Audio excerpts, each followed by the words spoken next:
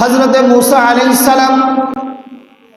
আলাইহিস সালামের যুগে জাদুর অনেক বেশি প্রভাব ছিল, জাদুকরদের অনেক বেশি কদর ছিল সমাজে, তাদেরকে অনেক বেশি সম্মান দেওয়া হতো, অনেক বেশি মান্য করা হতো। আল্লাহ রাব্বুল আলামিন হযরতে মুসা আলাইহিস সালামকে একটা মুজিজা দিলেন, লাঠি। যেই লাঠি শুধু লাঠি না, আল্লাহ রাব্বুল আলামিন বললেন, ওয়ামা তিলকা বিয়ামিনিকা ইয়া মুসা, হে মুসা তোমার ডান হাতে ওটা কি? হযরত মুসা আলাইহিস সালাম বলেন, আল্লাহ হিয়া আসা, এটা একটা লাঠি, এটা দিয়ে আমি আমার যে ভেড়া বকরি আছে তাদের জন্য গাছের থেকে পাতা পাড়ি, এটা দিয়ে আমি তাদেরকে পরিচালনা করি, তাদেরকে বন্য প্রাণী থেকে, হিংস্র প্রাণী থেকে, তাদেরকে আক্রমণ থেকে তাদেরকে আমি রক্ষা করি। মাঝে মাঝে আমি যখন ক্লান্ত হয়ে যাই তখন আমি এই লাঠির উপরে ভর দিয়ে একটু দাঁড়াই। আচ্ছা বলেন তো, আল্লাহর প্রশ্ন ছিল কয়টা? একটা। তোমার ডান হাতে ওইটা কি? লাঠি বললেই তো হতো, উত্তর হয়ে যেত না? কিন্তু মুসা আলাইহিস সালাম কতগুলো কথা বললেন।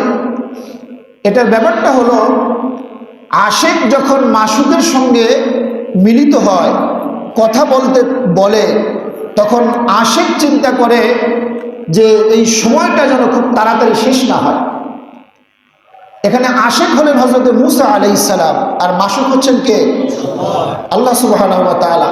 হযরত মুসা আলাইহিস সালাম চাচ্ছিলেন আমি যদি এক কথায় জবাব দিই এটা লাঠির তো কথা শেষ, আল্লাহর ঘরের কথা নাও বলতে পারেন।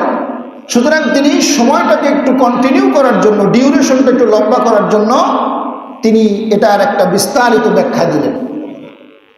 এবার আল্লাহ রাব্বুল আলামিন বললেন, মুসা তুমি তোমার লাঠির যেই ফজিলত বর্ণনা করলাম, এই লাঠির মধ্যে আরেকটা ফজিলত আমি আল্লাহ রাব্বুল আলামিন ঢুকাই দিয়েছি, সেটা তো তুমি জানো না।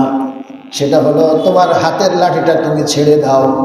হযরত মুসা আলাইহিস সালাম যখন তার হাতের লাঠিটা ছেড়ে দিলেন, হিয়া হাইয়াতুন তাসআ, সঙ্গে সঙ্গে সেটা একটা বিরাট সাপে পরিণত হয়ে গেল।